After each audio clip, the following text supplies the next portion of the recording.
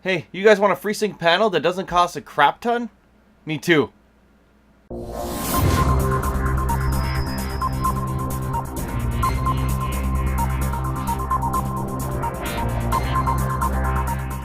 Alright, with that said, no, I don't want to spend a ton of money on monitors and all this other stuff. Quite honestly, it's been getting way out of control as far as G-Sync pricing.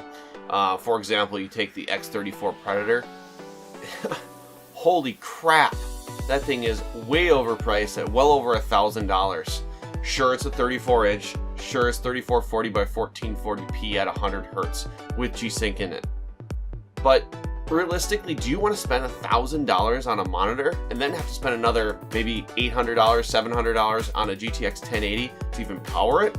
I don't. So enter FreeSync with the Nixeus Vue24B, 144 hertz 1080p FreeSync monitor. So yeah, it's right behind me. I've been playing on it for the last 6 months. Absolutely love this panel. In terms of gameplay, I don't see any drop frames. No screen tearing, no nothing. It's got a FreeSync range of 30 to 144 hertz, so which means that all your frames, they're not going to be dropped. It's going to be buttery smooth. It's going to be wonderful if you have a compatible AMD Radeon card. So I tested it with Classified Demon. Been playing a lot of Doom on it. It looks phenomenal. There's 0 drop frames. It's great. One Fury pretty much maxes it out, no problem. In Doom, I can get consistent 144 frames per second, buttery smooth. Right now, I have it hooked up to my test bench, which right now has a RX 460 on it, which we review is going to become up shortly. So that's the Asus ROG model. Pretty impressive little card for 4 gigs and about 140 bucks. Not bad at all for a budget-minded 1080p gamer. It's great. Pulls a consistent 60 frames in most titles on this panel. So I know it's not showcasing the panel very well, but it works really good on my test bench. My son plays on it a little bit, so he doesn't need 144 frames per second every single game. So, but it's not a bad little card at all. And paired with this panel, you're looking at sub $400 with the panel and then an RX 460. I probably would bump it up to an RX 470, a little bit more better suited for 1080p gaming, but the 460 works with lowered settings in game. So in terms of features, it is a 24-inch monitor. It is a 1080p panel, TN panel, mind you, so that's 1920 by 1080 with the effective FreeSync range of 30 to 144 hertz. So which basically means if the frames dip down from 60 down to 30, the monitor's refresh rate, FreeSync, is going to take over and make that buttery smooth, so you don't really notice the jitters and the changes of FPS drops, especially in first-person shooters. So now, in terms of budget-minded, this is probably one of the cheaper FreeSync panels in terms of FreeSync technology. So a little backstory on FreeSync. G-Sync came out first, has a module that goes in most G-Sync panels that are already pre-installed. Asus had a model where you could upgrade it to a G-Sync model, but now most of them are coming straight from the factory with the G-Sync model actually built into it. You're going to pay a premium for that, a much higher premium than that of a FreeSync. Heck, FreeSync, free is in the name. So more or less, AMD's FreeSync is more of an adaptive V-Sync technology. So in terms, it's bringing adaptive sync to the mainstream for a lot less cost. So I really like that a lot. I like both NVIDIA and AMD, so I'm kind of torn on which one I like better. I'm actually more of an enthusiast, so I like it all, actually. I'm kind of really excited for what Vega is going to bring as far as AMD. I really want to see AMD become king again. So enough about that. Back to the monitor. The monitor features, like I said, a 24-inch screen, 1080p. It has a non-adjustable stand, so the Vue24A has an adjustable with pivot with a little bit of wire management. This, however, does not. So in terms of specifications, like I said before, it does feature a 24-inch TN LED backlight display.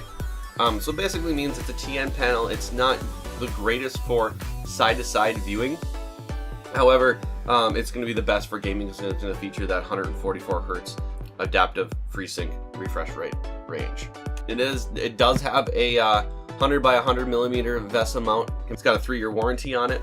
does actually have speakers in it. Don't really recommend using it. They are kind of subpar, but great for a test bench scenario like I have it set up on, where I don't really want to have actual speakers set up to it when I have my son playing with me. Most of the time he's got headphones on anyway, and I'm putting on a set of headphones, so having speakers on the desktop is kind of really not a thing for us. So it's got a response time of 1 millisecond gray to gray, so that's actually able to shift from gray to another gray full color spectrum, so that's pretty cool. The pixel pitch is 0.276, decent. It's good in today's standards, so I'm not really concerned about that very much. As far as input ports, it does feature a DisplayPort 1.2a, a DVI-D, HDMI 1.4, and a VGA 15 pin. I have no idea why you even use that, especially on a FreeSync panel. Don't do it. Which also leads me into what the package actually contains in terms of cables. I was actually kind of impressed. Most manufacturers that are FreeSync compatible monitors do not actually include a DisplayPort cable, which is the only way currently right now that AMD supports FreeSync. Nixeus actually shipped a DisplayPort cable in there. It is a 3-foot cable, so it's not a huge cable, but it's still a cable nonetheless. So plus 1 point there. The monitor base stand is actually included, quick setup guide, a 3.5mm audio cable. Again, normally I don't see that, honestly. It includes a 3.5mm audio jack. Again, don't recommend using the actual speakers. They don't sound the greatest, but they work at a pinch. So, and then they include an external power brick similar to a laptop. So to keep it nice and thin design, I can see why they did that. More universal. So personally, I kind of like the external power supply in case the power supply goes in the monitor. You can still replace it at a very small fraction of the charges that are replacing the entire monitor, or having it repaired at a huge cost. And at that rate, you might as well just buy a new monitor. So yeah, so in terms of pricing right now, I just looked up on Amazon. This monitor is priced at $230 on Amazon. So while the bigger brother, I do believe, is at $250 with the adjustable base stand. That's the Vue24B model, both of which have the very same panel technology. It's a great monitor. Like I said, this is going to stay on my test bench as long as there's an AMD card in my my rig. Even if there isn't, I can still test the effective 144 hertz range, no problem. Not going to be able to have FreeSync enabled on a GeForce card, but it's probably going to stay on my test bench quite a long time. I love the monitor; it's absolutely wonderful. And in terms of price to performance, Nixeus is really bringing a tremendous product at a phenomenal price point. Personally, I don't understand how they make money on this, because most of the other higher-end competing models are in the $300, $400 range, just below the G-Sync counterpart. Again, they want to make money, I get this, but $230 for the B model is a steal.